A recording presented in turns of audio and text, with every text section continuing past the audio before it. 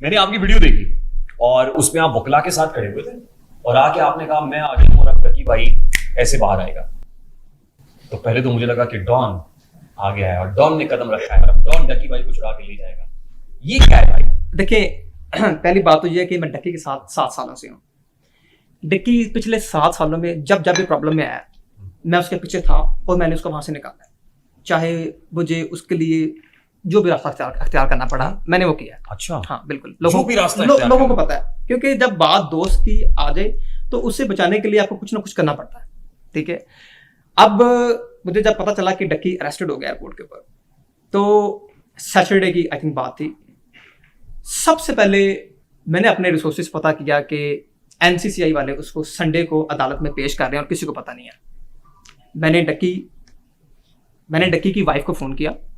ठीक है, मैंने उसको कहा कि 2 से 3 घंटे बाद उसको कचहरी में पेश किया जाना है और मैंने अपने एक दोस्त से कांटेक्ट किया और मैंने जल्दी से एक वकील हमने किया, जैन कशी साहब, जो कि एफआई के बड़े एक्सपर्ट एक वकला है, उनको हमने ऑन बोर्ड लिया। हमने वहाँ, आप यूके में थे? मैं यूके में था, मैं सारा देख रहा था। मैं 2 दिन से मैं सोया नहीं था, पिछले बैक एंड 24 आवर में सोया नहीं था, मैं इसी काम पे लगा हुआ था। तो हमने वो किया, ऑन बोर्ड किया, हमने वहाँ भेजा वकील, डक्की की फैमिली को वहाँ भेजा, तो 2 दिन का रिमांड हो गया। तो क्योंकि वो वकील साहब स्पेशल संडे वाले दिन छुट्टियों पे थे और सियालकोट से आए थे, तो उन्होंने उसी रात माजरत कर ली कि मैं ये केस आगे प्रोसीड नहीं कर सकता। वो क्या वजह? उसने कहा कि जितना ये कम्प्लेक्स केस है ना, मुझे और मेरी मसरूफियात हैं और मेरी छुट्टियों में और हर साल इन दिनों में मैं अपनी फैमिली के साथ होता हूँ, तो मैं आपसे माजरत करना चाहता हूँ इस केस के ऊपर कि मेरा यहाँ पे टाइम बहुत लगेगा और मेरे पास टाइम नहीं। तो हमने फिर मैंने वकील अरेंज किए, जो कि हमारे दूसरे वकील थे, इंतजार पजौता साहब को हमने पीटीआई के।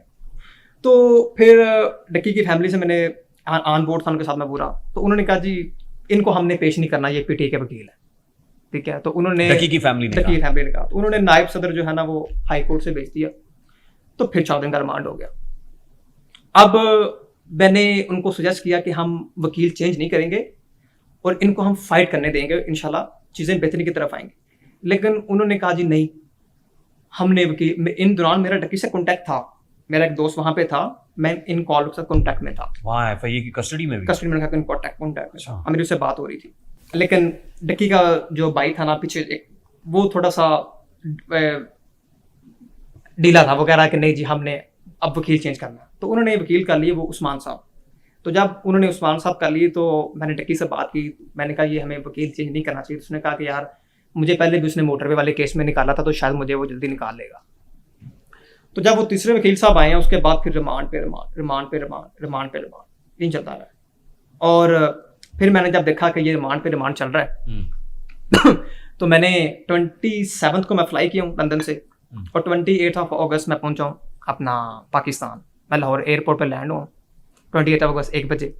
मैंने क्योंकि मेरा सबसे कॉन्टैक्ट था, तो मैंने कहा कि 28 अगस्त मेरे साथ वकील जो इधर बैठे हुए हैं, मैंने कहा आज हमने जाना कचहरी और इंशाल्लाह ताला हमने हर हाल पे फाइट करने और उसको जुडिशल करवाना है। ये जो वकला की टीम बैठी, हाँ, मैंने कहा आज हमने उनको जुडिशल करवाना है हर हाल पे इंशाल्लाह। ठीक है तो वो मैं ये उसी रोज की वीडियो थी। हाँ, तो मैं वहाँ पे कचहरी से मैं हो जाता हूँ लेट, क्योंकि मुझे पता चलता है कि आज वो डक्की को फिर अली पेश कर रहे हैं 9 साढ़े 9 बजे। मेरा टाइम थोड़ा डिले हो जाता है। तो मेरा जो दोस्त था उसने मुझे एक बंदे से कनेक्ट करवाया जो कि डक्की को लेके जा रहा था वापस। उसने मुझे कहा कि आप गुलबर्ग ऑफिस के बाहर आ जाएं, मैं आपकी वहां मुलाकात करा देता हूँ। मैंने कहा ठीक है। डक्की से मैं वहां चला गया, मेरे वकील साहब मेरे साथ थे। तो वहां पे पहुंचा हूं तो गाड़ी से निकला सब इंस्पेक्टर जो कि इस सारी इन्वेस्टिगेशन का हिस्सा है, उसका नाम है अली रजा। उसने मुझे हाथ से पकड़ा, उसने कहा अंदर आओ। मैंने कहा भाई मैं अंदर क्यों आऊं? उसने कहा तुम अंदर आओ, और मुझे जबरदस्ती अनलॉफुल उसने मुझे डिटेन किया और मुझे अंदर ले गया। वो मुझे ले गया डीडी साहब के रूम में, डिप्टी डायरेक्टर के साहब को मुझे रूम में ले गया। वो वहां पे वही बंदा जिसने मुझे नोटिस इशू किया, वो शोएब रियाज, इसी ने मुझे जनाब वहां पे मुझे कहा अपने कैसे हो, ठीक हो, तुम तो नहीं बैटिंग शैटिंग करते? मैंने कहा मैं नहीं करता। उसने कहा चलो अपने फ़ोन दो मुझे। मैंने अपने उसको दोनों फ़ोन दे दिए। एक फ़ोन में तो मेरे सोशल मीडिया था, उसने कहा इसमें तो कुछ नहीं, साइड पे रख दिया। दूसरा उसने पकड़ लिया। तो मैंने कहा कि ये क्यों मेरे फ़ोन चेक कर रहे हो? तो उसके पास कोई आंसर नहीं था। 5 मिनट गुजरे हैं तो मेरे वकील आ गए, तो उन्होंने कहा कि आप बाहर बैठो, मैं ज़रा चेक कर रहा हूँ फ़ोन। वो एक अनलॉफुल डिटेंशन थी और मेरे फ़ोन मुझसे चोरी किए गए एक किस्म के। उस वक्त नोटिस सर्व नहीं हुआ था? मुझे कुछ भी नहीं था मेरे खिलाफ, कोई इंक्वायरी कुछ भी नहीं था मेरे ऊपर। अच्छा। ठीक है, उसने सबसे पहला मुझसे सवाल पूछा कि ये रसीद किस चीज़ की है। मैंने इसको कहा ये पोस्ट ऑफिस की रसीद है यूके में। ठीक है, जब आप एक पार्सल को एक जगह से दूसरी जगह भेजते हैं ना, तो आपको पोस्ट ऑफिस रसीद प्रिंट करता है, जिससे आपको पाकिस्तान में देता है TCS, ठीक है, रसीद देता है। उसने कहा अच्छा ठीक है। उसने कहा तुम लोगों को आईफोन को देते हो। मैंने कहा ये किस तरह का सवाल है। मैंने कहा मैं लोगों को आईफोन देता हूँ, मेरी मर्जी। क्या काम करते हो? मैंने कहा मैं यूके में मेरा काम है। ओके, इतने में 10 मिनट गुजरे हैं तो डिप्टी डायरेक्टर साहब आते हैं, चेयर पे बैठते हैं और कहते हैं कि तुम्हारा कॉल सेंटर किधर है। मैं उसको कहता हूँ कि सर कौन सा कॉल सेंटर? कहता अच्छा तुम इस तरह नहीं बताओगे।